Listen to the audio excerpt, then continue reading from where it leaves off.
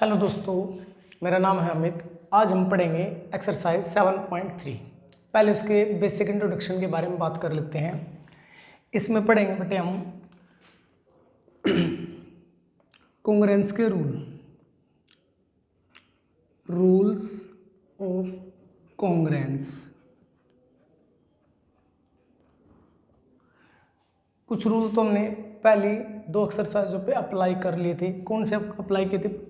एक तो अप्लाई किया था हमने side angle side congruence rule,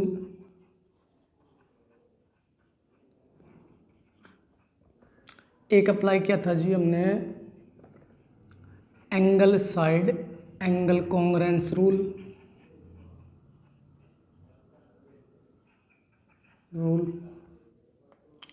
और थर्ड था angle angle side congruence rule. इनसे हमने पहली एक्सरसाइज सोल्व की थी। अब दो रूल और हैं, मैं और लिख देता हूँ। एक तो है side side side congruence rule, एक है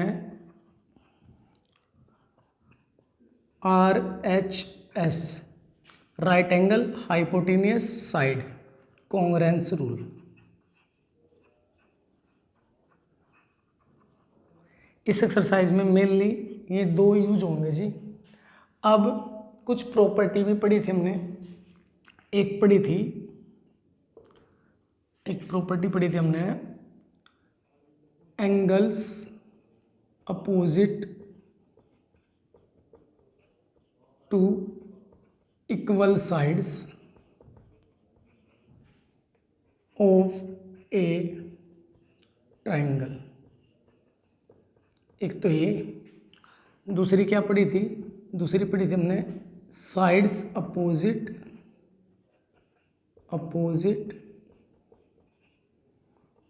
to equal sides, equal angles, sides opposite to equal angles of a triangle. ठीक है जी। तो ये दो प्रॉपर्टी और मेन दो ही, ये भी यूज हो सकते हैं, लेकिन मेन तो ये यूज होंगे जी इसमें। ठीक है जी। अब हम देखेंगे exercise 7.3।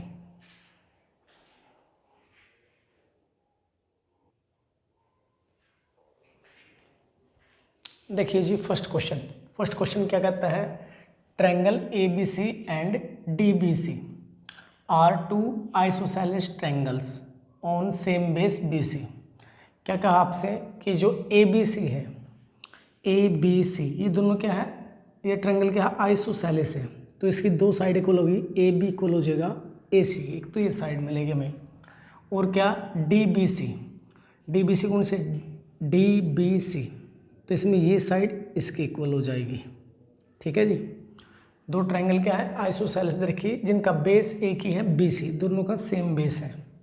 And vertices A and D are on the same side of BC। जो वर्टिसेस A और D है वे सेम साइड पे है BC के। If AD is extended to intersect BC, यानी AD को और बढ़ाया गया ताकि ये किसके इंटरसेक्ट करते BC को एट पॉइंट P पर। ठीक है जी।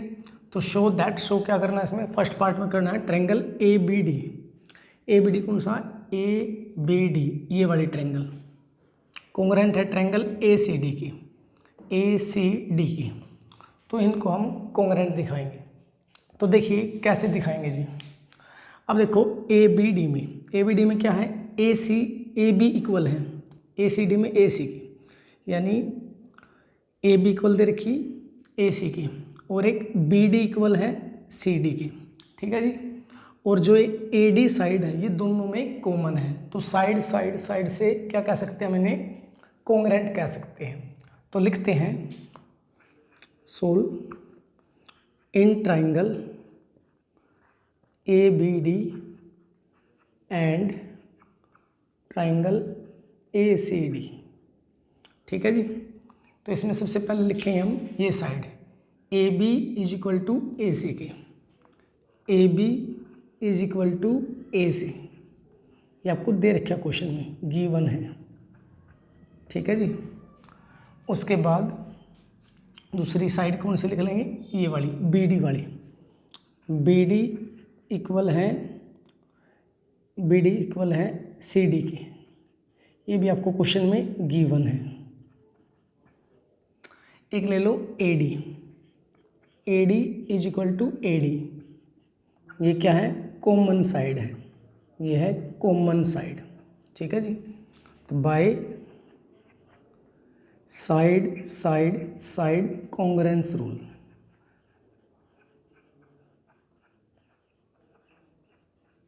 Triangle A B D congruent हो जाएगी ट्राइंगल ए सी डी की। ये आपका फर्स्ट पार्ट।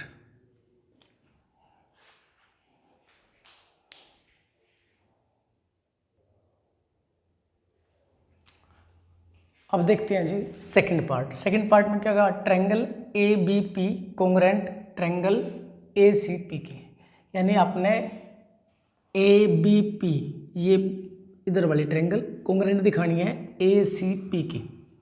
ठीक है जी। तो इनको कॉन्ग्रुएंट कैसे दिखाएंगे, देखो जी, इसमें ए बी इक्वल है इसके ए सी की, एक साइड तो ये होगी इक्वल, और जो हमारी ए पी है ये बीच वाली क्या है, कॉमन है।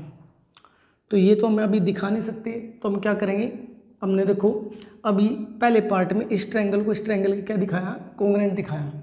जब दो ट्रायंगल कॉन्ग्रुएंट होते हैं तो कोरस्पॉन्डिंग पार्ट क्या होते हैं जी, इक्वल होते हैं। तो ये वाला एंगल इस एंगल के इक्वल हो जाएगा सी पी सी टी से। ठीक है जी। इसे मैं मान लेता हूँ एंगल 1, इसे मान लेता हूँ एंगल 2 जी। ठीक है। तो हम साइड एंगल साइड से क्या कर देंगे, इनको कॉन्ग्रुएंट कर देंगे। ठीक है जी। देखिए अब लिखते हैं इसे, सॉल्यूशन में लिखेंगे इसके, in triangle A B P and triangle A C P. ठीक है जी। हम लिख लेंगे इसमें ए बी इक्वल है जी ए सी की, ये आपको गिवन था क्वेश्चन में। उसके बाद जी, उसके बाद आप लिखो इस एंगल 1 को, एंगल 1 इक्वल हो जाएगा एंगल 2 को। एंगल 1 किस इक्वल है, एंगल 2 के। क्यों है, ये हमने पहले पार्ट में प्रूफ कर लिया, नाउ प्रूव्ड। या फिर आप कह सकते हो corresponding angle of congruent triangle, यानी सी पी सी टी भी लिख सकते हो आप इसे, सी पी सी टी लिख देता हूँ, सी पी सी टी। ये पहले में हमने प्रूफ कर लिया, क्योंकि दो ट्रायंगल हमने कॉन्ग्रुएंट दिखा रखे तो इक्वल हो गए जी। ठीक है। अब एक साइड है ए पी, ए पी क्या है, दोनों में कॉमन है, A P equal A P, ये हमारी कॉमन साइड। तो कौन सा रूल लगेगा भाई, साइड एंगल साइड का। तो by side angle side congruence rule,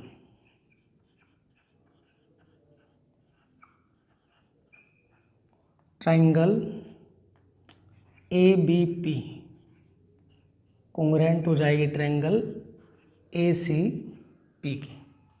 ठीक है जी।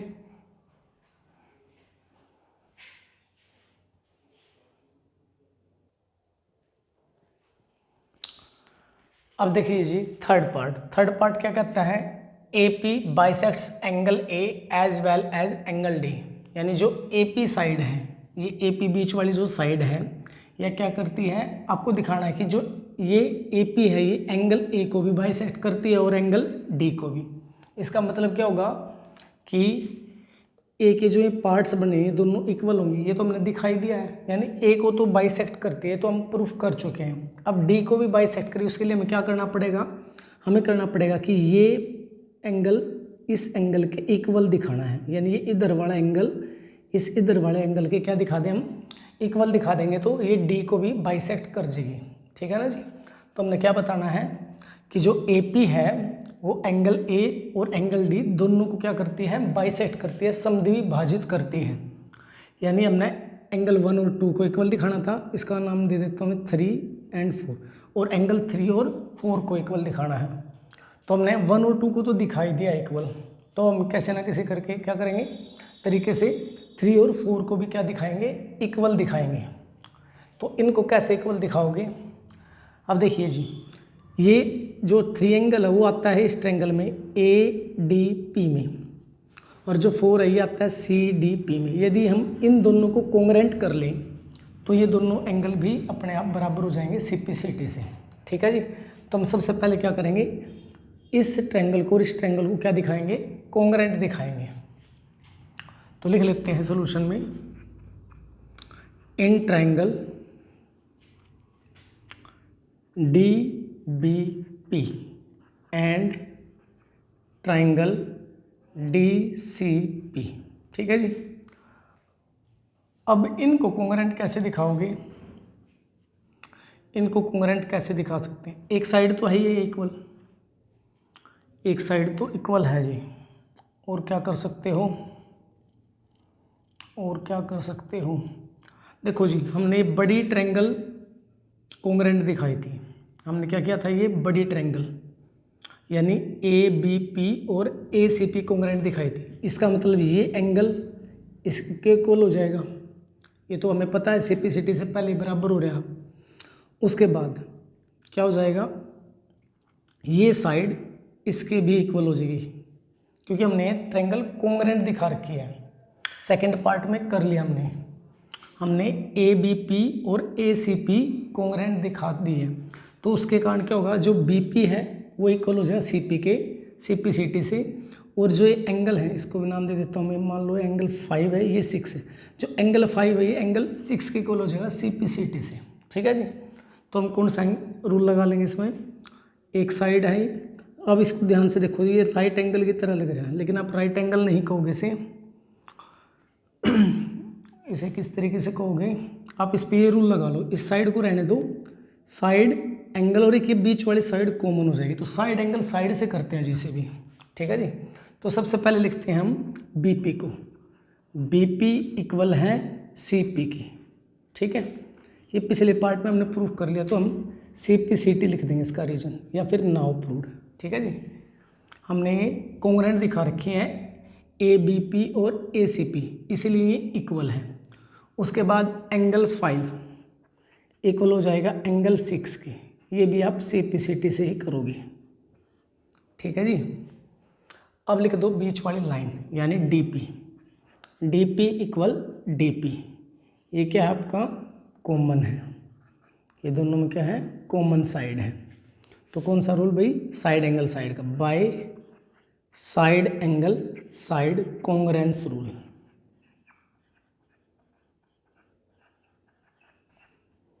ट्रायंगल DBP इक्वल हो जाएगा, सॉरी कॉन्ग्रेंट हो जाएगा ट्रायंगल DCP की, ठीक है जी। अब ये दोनों ट्रायंगल कॉन्ग्रेंट होगी तो एंगल 3 इक्वल हो जाएगा एंगल 4 की, एंगल 3 इक्वल हो जाएगा एंगल 4 की CPCT से, ठीक है जी। तो हमने क्या दिखाना था कि जो AP है वो बाइसेक्ट करेगा एंगल A और एंगल D दोनों को, ठीक है।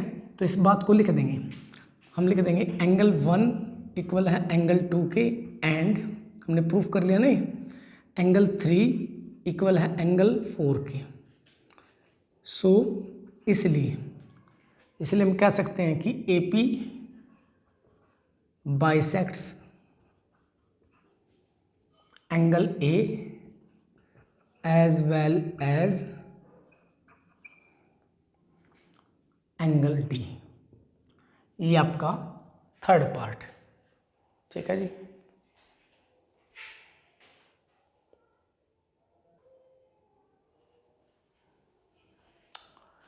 अब देखिए जी फोर्थ पार्ट में क्या कह रहा है, AP is the perpendicular bisector. क्या कहा, AP is a perpendicular bisector. Perpendicular का मतलब है कि भाई वो लंबी है और बाइसेक्टर भी है, यानी बाइसेक्ट भी करता है किसको, BC को। यानी AP आपने क्या दिखाना है, BC पर लंबी है और बाइसेक्ट भी करता है, दोनों बात दिखानी है। अब देखो बाइसेक्ट का मतलब तो ये होगा भाई कि बी सी के बराबर दो पार्ट कर देगा, ठीक है जी। तो बी सी के तो बराबर दो पार्ट कर ही रखे हैं, यानी बी पी और सी पी हमने बराबर दिखा रखे हैं। ये काम तो हमने पहले कर लिया, यानी बाइसेक्ट वाला काम तो हो रहा है बेटे हमारा, वो बस खाली लिखना है।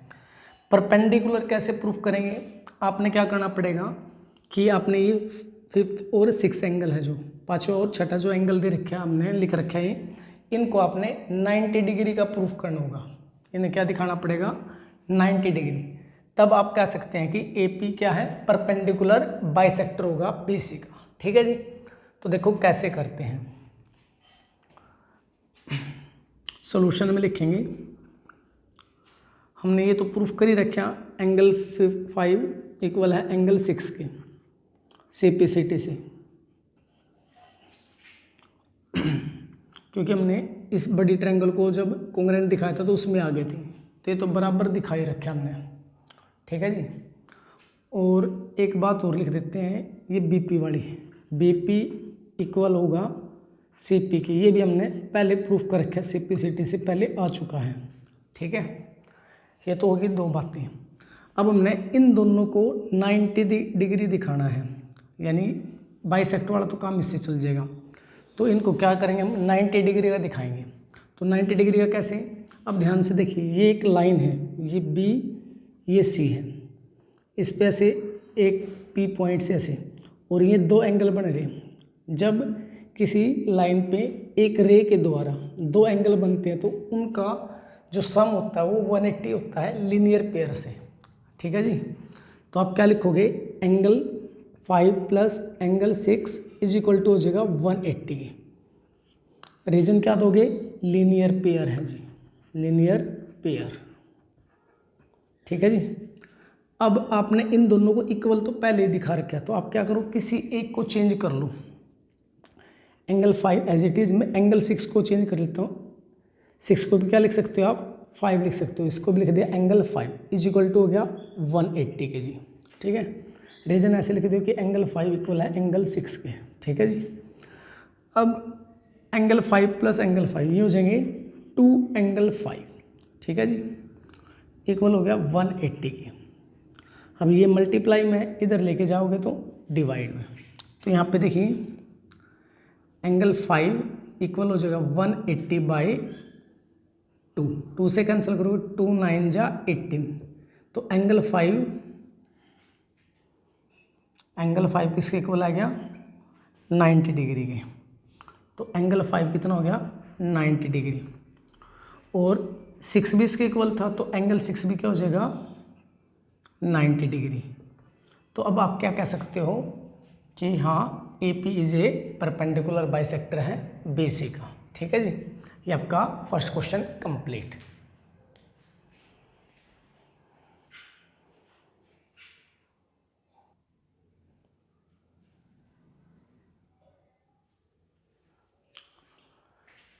अब देखते हैं जी सेकंड क्वेश्चन। सेकंड क्वेश्चन में क्या कह रहा है, AD is an altitude, sorry altitude, AD क्या है, एक एल्टीट्यूड है, शीर्षलंब है, ऑफ एन आइसोसेलेस ट्रायंगल, एक समद्विबाहु त्रिभुज ए बी सी का, इन विच जिसमें ए बी इक्वल है ए सी के, यानी ए बी बराबर है ए सी के।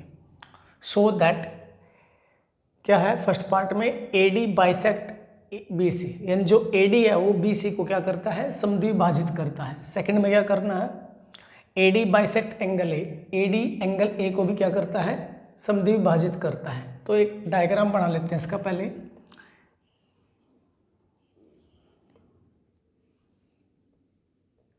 ये है आपकी ए बी सी ट्रायंगल, ठीक है जी। इसमें क्या है, ए डी एल्टीट्यूड है, ए डी एल्टीट्यूड है जी, ये क्या हमारा एल्टीट्यूड है, शीर्षलंब है, ठीक है जी। शीर्षलंब क्या करता है, 90 का एंगल क्रिएट करता है दोनों साइड, ये हो गया जी, ठीक है। आपने क्या प्रूफ करना फर्स्ट पार्ट में, और सॉरी इसमें एक और बात है, इन विच ए बी इक्वल ए सी, यानी जो ए बी साइड है वो ए सी के इक्वल है, ठीक है जी। अब आपने क्या दिखाना है फर्स्ट पार्ट में, A D bisects B C, यानी जो एडी लाइन है वो बी सी को क्या करती है, बाइसेक्ट करती है, समद्वि विभाजित करती है। यानी आपको क्या प्रूफ करना है इसमें, बी डी इक्वल दिखाना है सी डी के। आपने ये दोनों साइड बराबर दिखानी है और ये फर्स्ट पार्ट प्रूफ हो जाएगा आपका।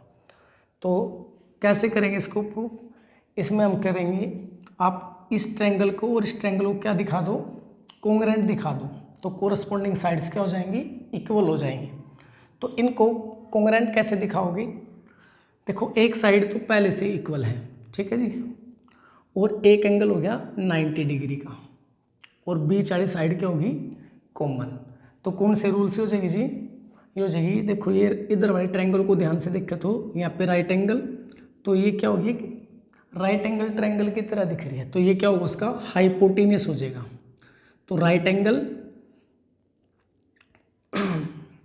और ये हाइपोटेन्यूस और ये साइड, तो RHS रूल से हम क्या कर लेंगे, इनको कोंग्रेंट प्रूफ कर लेंगे, ठीक है जी। तो लिखते हैं, सॉल्यूशन लिखेंगे फर्स्ट पार्ट का, क्या लिखेंगे, in triangle ABD and triangle कौन सी जी, ACD, इनको क्या दिखाना, कोंग्रेंट। तो देखो कैसे करेंगे, सबसे पहले लिख लेंगे जो गिवन में है, AB इक्वल है AC की, ये दिया हुआ आपको। एक लिख लो एंगल ADB इक्वल होगा एंगल ADC के, क्योंकि दोनों क्या है, राइट एंगल है, तो बोथ आर 90 डिग्री, ठीक है जी। और क्या लिखोगे, बीच वाली साइड AD इक्वल है AD की, ये क्या है, कॉमन है, ये हमारी कॉमन है। तो बाय RHS कोंग्रेंस रूल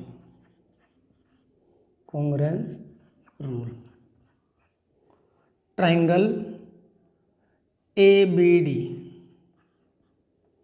कोंग्रेंट है ट्रायंगल ACD की, ठीक है जी। अब ये दोनों ट्रायंगल कोंग्रेंट होगी तो इनके कोरस्पॉन्डिंग पार्ट्स भी क्या हो जाएंगे, इक्वल। तो यानी BD को क्या लिख सकते हैं हम, BD इक्वल हो जाएगा किसके, CD के, और यही आपने प्रूफ करना था। रीजन दे दो CPCT का, ठीक है जी। तो AD क्या कर रहा था, BC को बाइसेक्ट, तो आपने BC के दो पार्ट इक्वल दिखाने थे, यानी ये पार्ट और ये पार्ट इक्वल, जो कि हमने दिखा दिए। अब सेकंड पार्ट में क्या कहा, AD बाइसेक्ट एंगल A, यानी AD क्या है, वो एंगल A को भी बाइसेक्ट करता है, यानी एंगल A ये है हमारा कंप्लीट, ठीक है जी। तो आपने ये इधर वाला इक्वल दिखाना है इस इधर वाले के, ठीक है जी। तो ये भी इक्वल होगा, क्यों होगा, क्योंकि ये इधर वाला एंगल इस ट्रायंगल में है और ये इधर वाला इस ट्रायंगल में, और इनको हमने कोंग्रेंट प्रूफ कर दिया, तो ये भी क्या हो जाएंगे, CPCT से इक्वल हो जाएंगे। तो लिख दो यहाँ पे सेकंड पार्ट, यहाँ पे लिख रहा हूँ मैं इसको, इसमें क्या लिखोगे आप, एंगल BAD इक्वल है एंगल CAD की, रीजन दे दो CPCT, ठीक है। इसमें यही प्रूफ करना था, ठीक है। ये आपका सेकंड क्वेश्चन।